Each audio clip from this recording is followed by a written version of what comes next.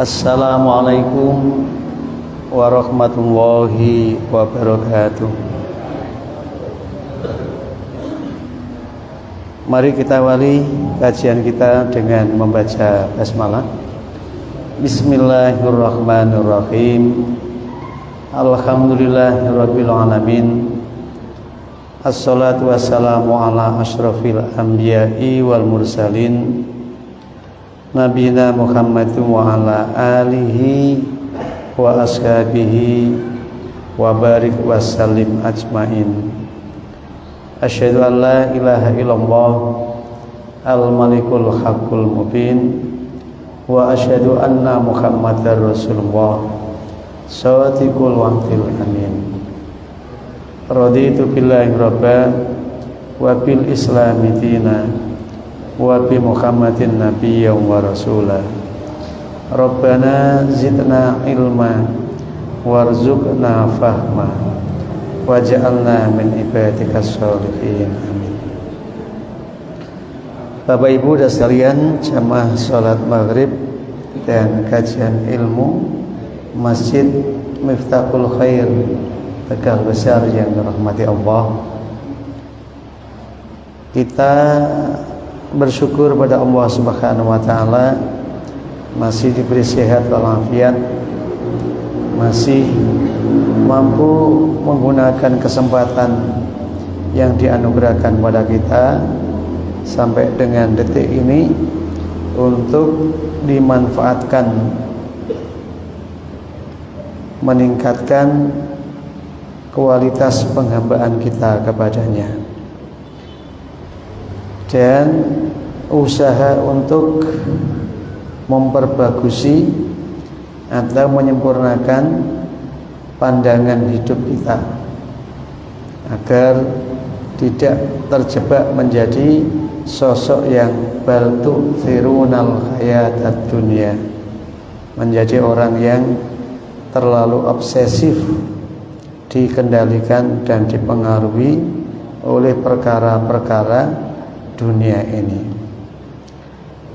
sehingga kita mampu menjadi sosok yang nahan nafsa anil hawa, mampu mengendalikan setiap hawa yang ada di dalam diri kita. Kita masih memperbincang mengenai karakteristik Islam yang berkemajuan, Islam yang taqaddum, dan Islam yang rahmatan lil alamin, sebagaimana diputuskan di dalam muktamar yang ke-48 di Solo atau di Surakarta. Kita masih memperbincang mengenai tauhid yang merupakan mabda atau landasan pertama yang merupakan identitas Islam yang mendorong umat menjadi umat yang khaira ummatin, menjadi umat yang terbaik, di mana tauhid juga merupakan keyakinan bahwa semua manusia pada hakikatnya adalah satu makhluk yang mulia. Jadi manusia itu laqad khalaqnal insana fi ahsani taqwim. Cetak biru, blueprint manusia itu adalah makhluk yang mulia, makhluk yang diberi kehormatan, harkat martabat oleh Allah di atas makhluk ciptaan lainnya. Jadi manusia itu dimuliakan oleh Allah, kemudian diangkut di daratan, sesekali diajak berlayar di lautan, dan diberi rizki yang baik, yang halalan thayyibah, disediakan apa yang dibutuhkan oleh manusia, disediakan oleh Allah di jagat ini, utamanya di bumi yang dijadikan oleh Allah sebagai tempat hunian sementara manusia.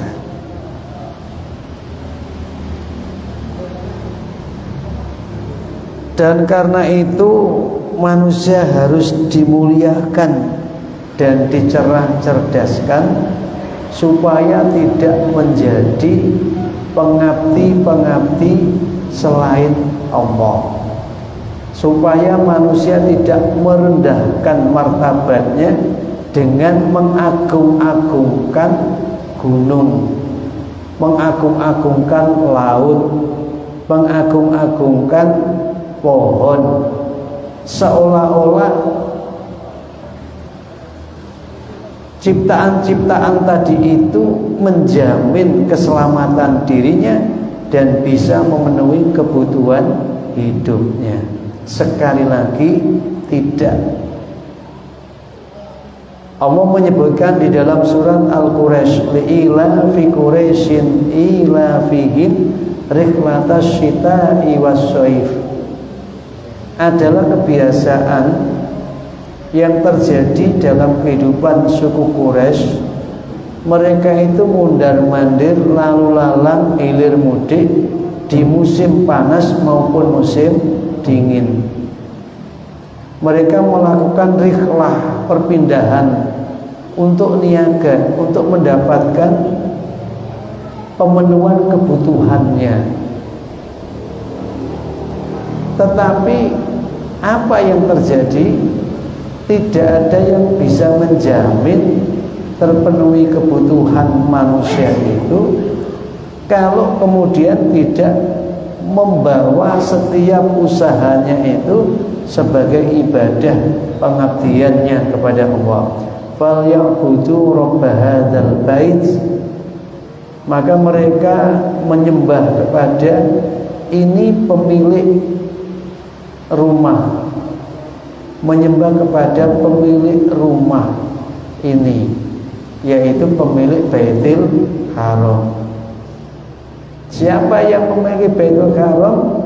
Allah Subhanahu wa ta'ala, yaitu alladzi at'amahum min ju'in wa amanahum min khauf.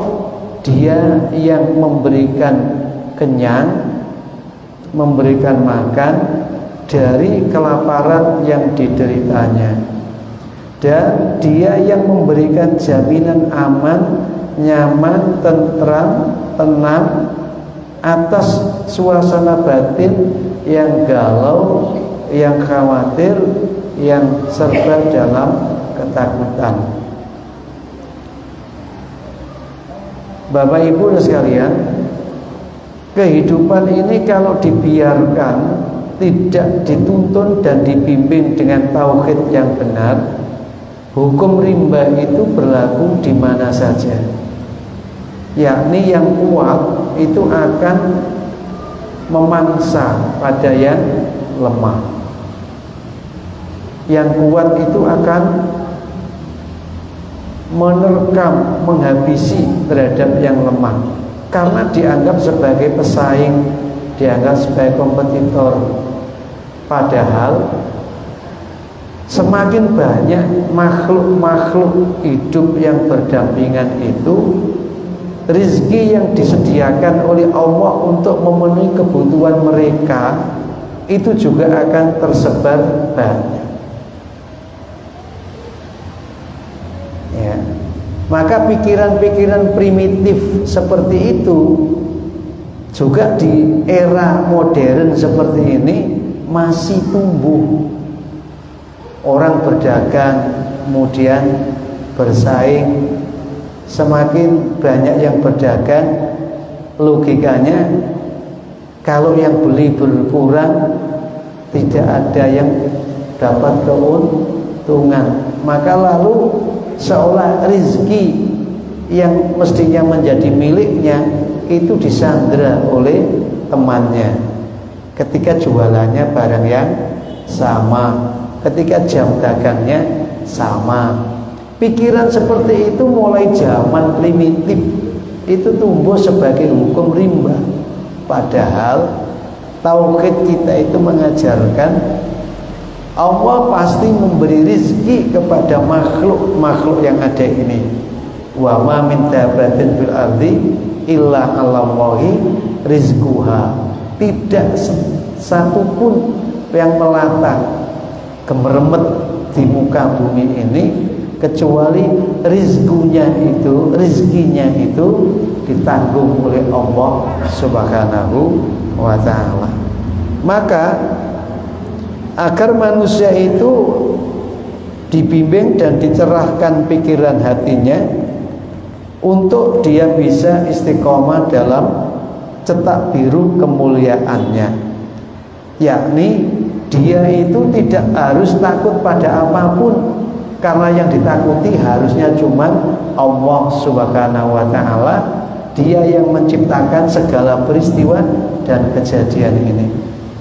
Kemarin itu saya lihat di medsos ya, angin puting beliung yang menerpa tetangga kita daerah mana ini, Ajo, Sukamakmur, Langsatan sampai dekat Jenggawa sana.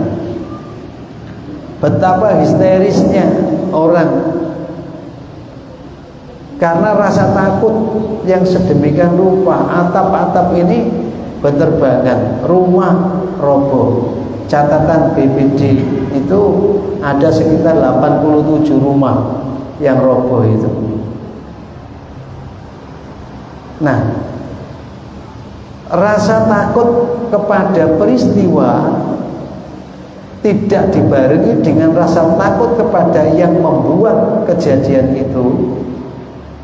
itu akan terus menerus membuat manusia itu ketakutan dalam menatapi hidup ini. Padahal kalau ditanya siapa yang menggerakkan itu semua, mereka mengatakan Allah. Yang menggerakkan semua itu adalah Allah. Yang menciptakan semua itu Allah. Tapi di mana hatimu selalu tertambat kepadanya sehingga kamu mengikuti petunjuk-petunjuknya? Jawabannya tidak mesti. Buktinya ketika dipanggil hayya 'alas shalah, hayya 'alal falah, gitu ya. Ketika angin buanter kayak gitu, saya dengar ada yang adzan. Bahkan yang adzan tidak pakai baju. Ada yang adzan tidak pakai baju. Allah, terus hayya 'alas shalah. Lo hayya 'alas shalah itu yang melaju. Hayya 'alas shalah. Loh, sholatmu ki mau dijak ana dhuhuran sholat, ana asaran sholat, ana maghrib. Ning ngendi awakmu nalikane ku mau? Kok lagek nek wis ngene kuwi lagi padha apa ting geluru. Ya, suaranya seperti itu.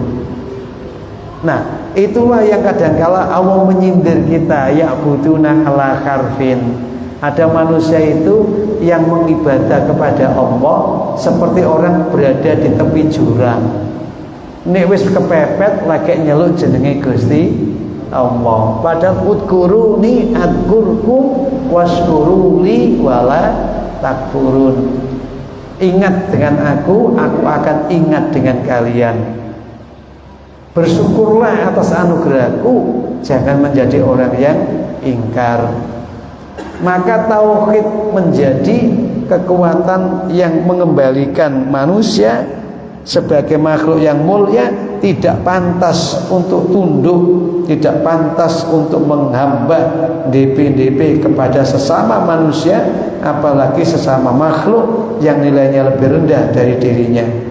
Tapi dia harus yakhsyallah min ibadihil ulama. Dia harus takut hanya kepada Allah Subhanahu wa ta'ala. Loh, caranya takut nang Gusti Allah ya mendekat kepadanya sedekat-dekatnya. Tauhid yang murni memiliki makna pembebasan manusia dari belenggu ketidakadilan dan penghisapan antar sesama. Maka muncul istilah tauhid sosial. Tauhid itu tidak hanya hubungan kita dengan Allah, Tetapi hubungan kita dengan sesama manusia itu kalau diikat dengan tauhid, tidak layak manusia membudakkan manusia lain. Konsepnya menjadi ta'awanu 'alal birri wat taqwa wala ta'awanu 'alal ismi wal udwan. Urip iku saling menolong, saling membantu satu dengan yang lain. Tidak saling menjadikan budak satu dengan yang lain. Tidak ada eksploitasi kepada manusia lain. Sing kuat nglindungi nang sing lemah, sing sugih nyukupi nang sing gak duwe. Itu bagian daripada tauhid. Makanya wala takun minal musyrikin. Jangan kamu jadi orang yang syirik, yang musyrik. Alladzina la ya'tuna zakata, yakni mereka yang tidak bisa mengeluarkan zakat. Zakat tidak bisa ia keluarkan, terlalu eman. Padahal itu memang bagian orang lain yang ada di hartanya untuk segera dikeluarkan, diberikan. Nah, apalagi dikira sedekah, infak, angel wong zakat wae angel. Yang sudah satu nisab aja dia nggak mau mengeluarkan, apalagi yang masih belum satu nisab. Ya. Lalu menjadi seperti apa yang dibaca di surat Yasin itu. Wa idza qila anfiqu mimma razaqakumullah qala alladziina kafaru anut'imu man law yasha'allahu at'ama. Jika dikatakan kepada mereka, infaklah kamu, ya, belanjalah kamu untuk kepentingan sesamamu, maka orang kafir menjawab, apakah kami akan beri makan kepada mereka orang yang tidak dijatah makan oleh Tuhannya. Jadi wong larang gak duwe iku dianggap menungso sing ora dikei rezeki karo pangerane. Padahal mereka itu rezekinya dititipkan kepada yang berlebih, kepada yang kaya, ya. Maka muncul tauhid sosial. Manusia harus menghargai kehormatan manusia lain, dan manusia menjadi pelindung, penanggung, pengayom bagi manusia lain dengan apa yang dia miliki, apakah kekuatannya, apakah keilmuannya, apakah kekayaannya, apakah jabatan kekuasaannya. Semua itu dalam bingkai untuk kemanusiaan yang adil dan beradab. Jadi kekuatan dan kelebihan yang diberikan oleh Allah kepada manusia satu, pada hakikatnya adalah penyempurna bagi kekurangan manusia lainnya. Tidak boleh manusia itu melakukan eksploitasi terhadap sesama manusia. Manusia tidak boleh bersikap aniaya kepada orang lain. Ya, kalau orang dijiwit sakit, ya jangan jiwit. Kalau orang itu dicela itu merasa hina, ya jangan mencela supaya tidak merasa dihinakan nantinya itu. Dan tuntunan seperti itu oleh Allah Subhanahu wa taala sudah diberikan. La yaktabatu ba'dun la yasur qauman min qaumin asa yakunu khairan minhum.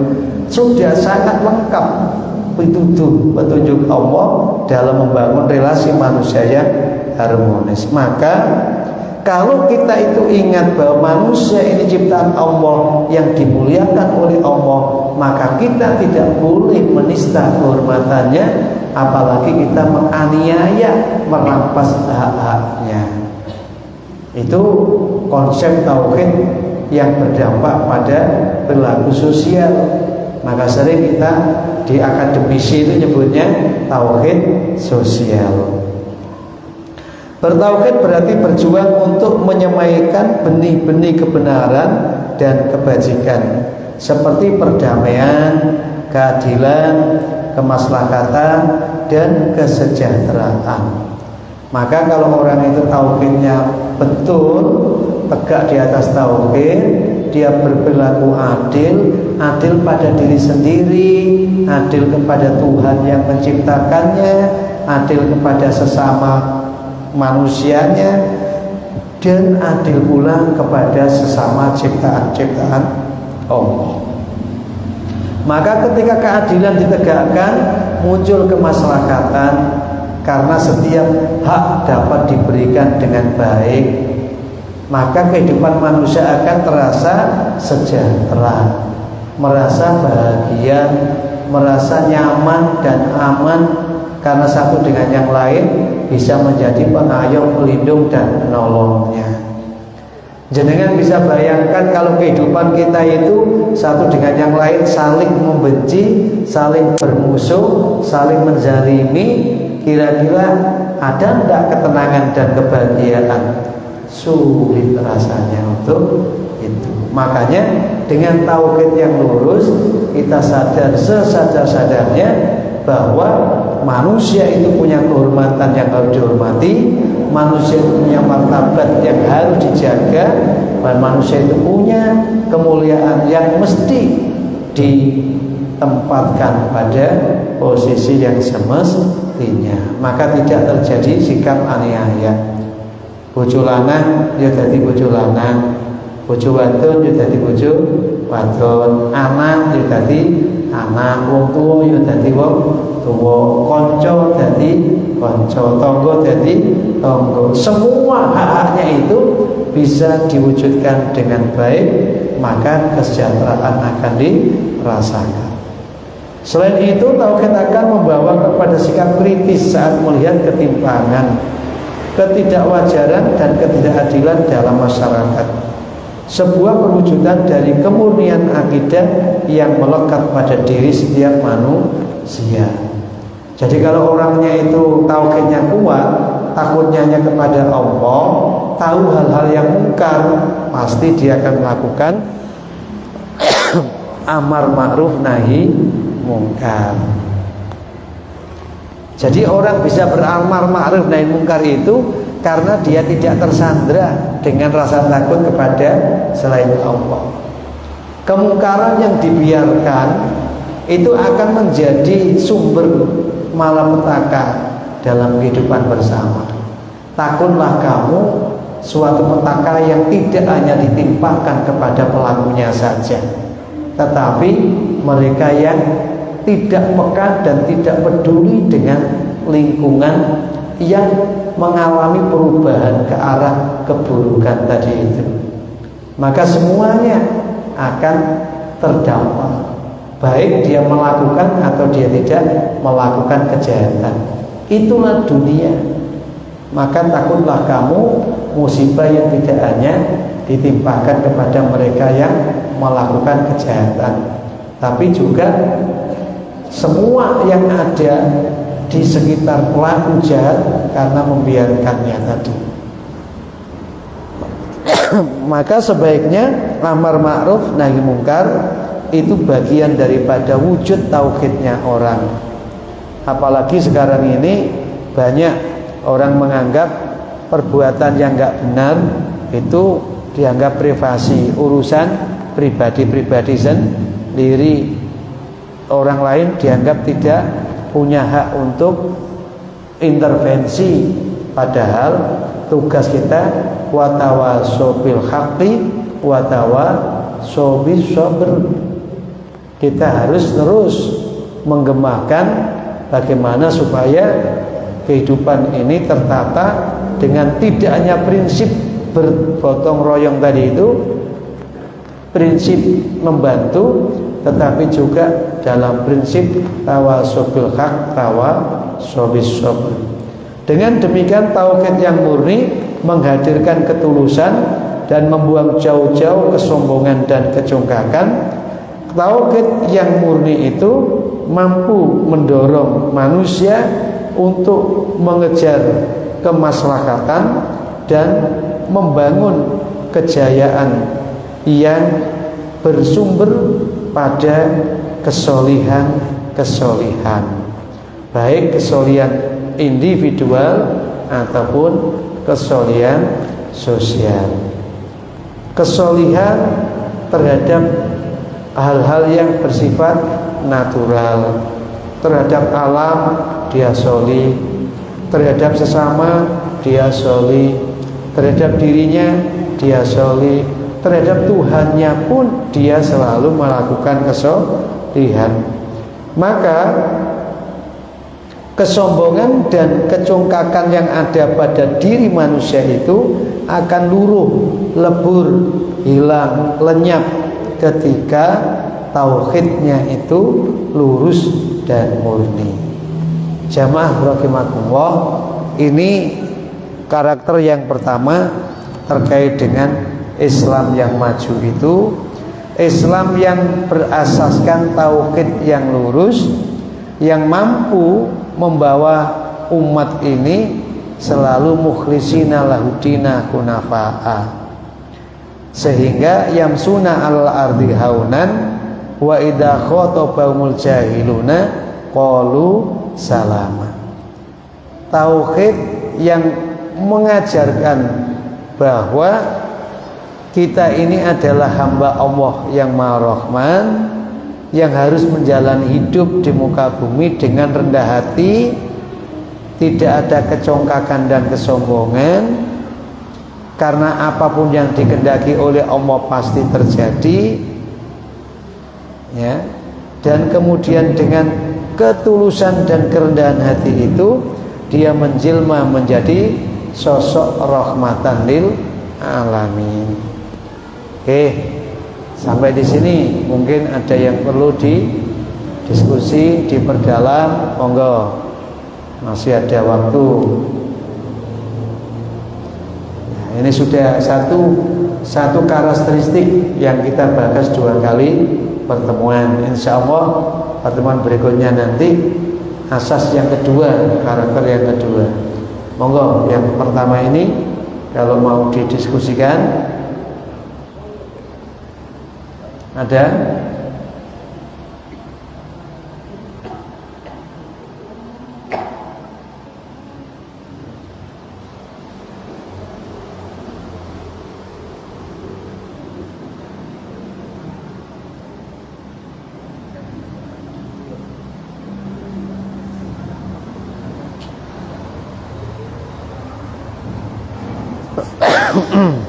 Ada? Monggo.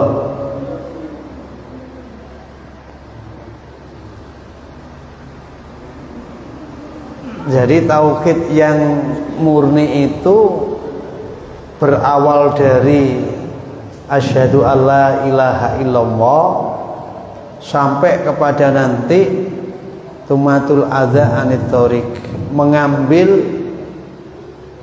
duri dari jalan agar tidak menyakiti orang yang lewat. Itu bagian daripada cabang-cabang ketauhidan yang nanti implementasinya seperti itu. Monggo kalau ada.